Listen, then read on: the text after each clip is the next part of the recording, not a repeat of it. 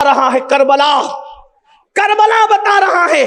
ایک بہن اپنے بھائی کو جب کوئی مشورہ دیتی ہے، امام حسین کربلا میں کسی سے مشورہ نہیں لیتے سوائے دو کے.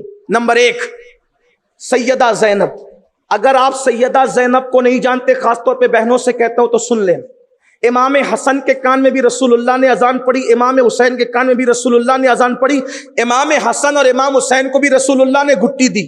سیدہ زینب کے کان میں بھی حضور نے اذان پڑھی. سیدہ زینب کو گھٹی بھی حضور نے دی.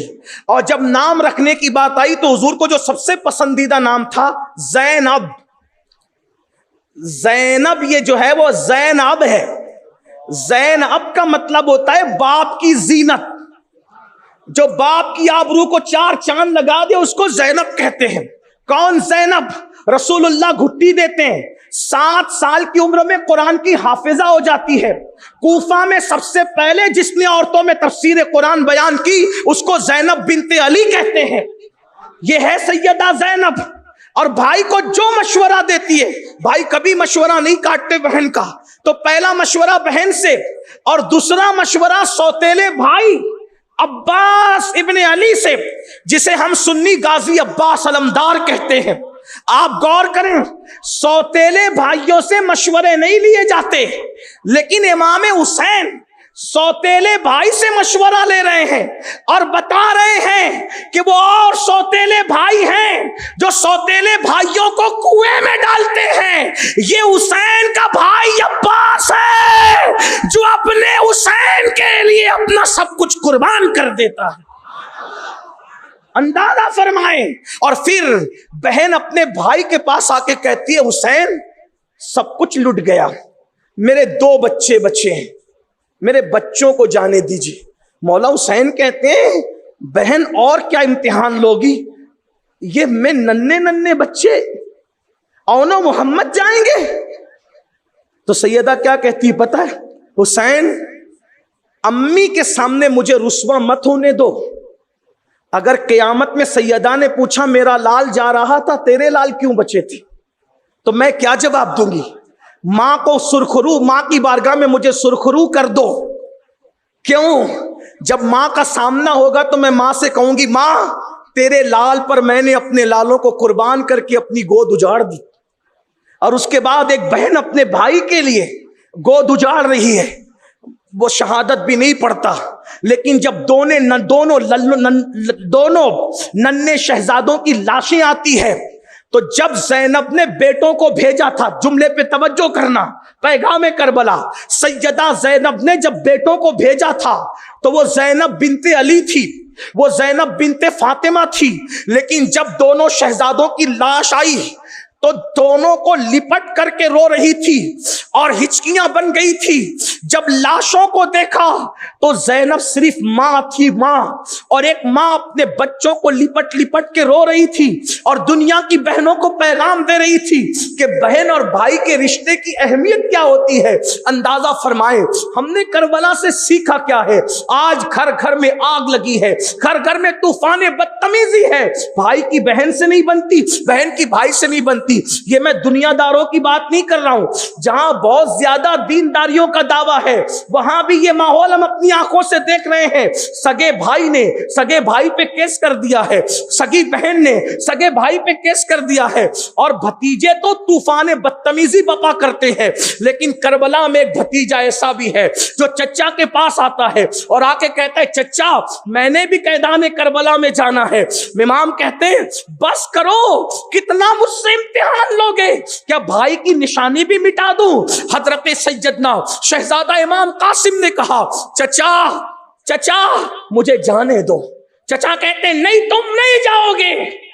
روتے ہوئے آئے اور پھوپھی زینب سے جو جملہ امام قاسم نے کہا وہ امام حسین کے کردار کی عکاسی کرتا ہے. میں کردار امام حسین بھی پڑھنا چاہتا ہوں لیکن پہلے اس کو سن لیں. سیدہ زینب سے کہا پھوپھی میری خبر لو. کس نے؟ امام قاسم. پھوپھی میری خبر لو. پھوپھی بڑی کیا ہوا؟ پھوپھی آج میں یتیم ہوں، آج یتیم ہوا. غور فرم امام قاسم کے جملے. پھوپھی امی میں آج یتیم ہو گیا. پھوپھی نے کہا کیسی بات کرتا ہے بیٹا، آج یتیم ہو گیا؟ حالانکہ امام حسن کی شہادت کو 10 سال سے زیادہ بیت چکے تھے، لیکن کربلا میں امام قاسم کہنے پھپھی امی آج تیرا قاسم یتیم ہو گیا۔ پھپھی نے سینے سے لگا کہا آج یہ کیوں کہہ رہا ہے؟ کہا ماں، پھپھی ماں، جس دن سے میرا بابا حسن دنیا سے گیا ہے، میرے چچا حسین نے مجھے کبھی احساس بھی نہیں ہونے دیا کہ باپ کے جانے کا غم کیا ہوتا ہے۔ میں نے جو کہا جملے پورے ہونے سے پہلے میری ہر ہٹ پوری کی۔ آج میرا چچا مجھے نہیں کہہ رہا ہے۔ کیا نہیں کہا؟ میں نے شہادت مانگی، چچا نے نہیں کہہ دیا۔ آج چچا نے نہیں کہا تو میں سمجھ گیا کہ آج تیرا قاسم یتیم ہو گیا۔ اور اس غم میں روتے روتے جب ہاتھ بازوؤں پر پہنچا تو مشہور روایت کے مطابق بازو پر ایک تعویذ تھا۔ کچھ محققین اس کے بارے میں بات کرتے ہیں، لیکن میں اپنے قدیم علماء پہ اعتماد کرتے ہوئے گفتگو کر رہا ہوں۔ اللہ اکبر، بازو پر ہاتھ پہنچا امام قاسم کو 28 صفر کی وہ تاریخ یاد آ گئی جب اللہ امام حسن شہید ہو رہے تھے۔ اور حسن مجتبیٰ کی شہادت کیا تھی؟ اللہ اکبر، ہیرا پیس کر حسن مجتبیٰ کو پلا دیا گیا تھا۔ امام حسن 40 دن تک الٹیاں کرتے رہے اور دست کرتے رہے تو الٹیوں کے اندر آنت کٹ کٹ کے گرا کرتی تھی، اور اسی طرح اللہ اکبر، اسی طرح پاخانے کے ذریعے سے بھی امام حسن کی آنتیں کٹ کٹ کے گرا کرتی تھی۔ اس کٹتی ہوئی آنتوں میں چہرے کو ہرا کر دیا۔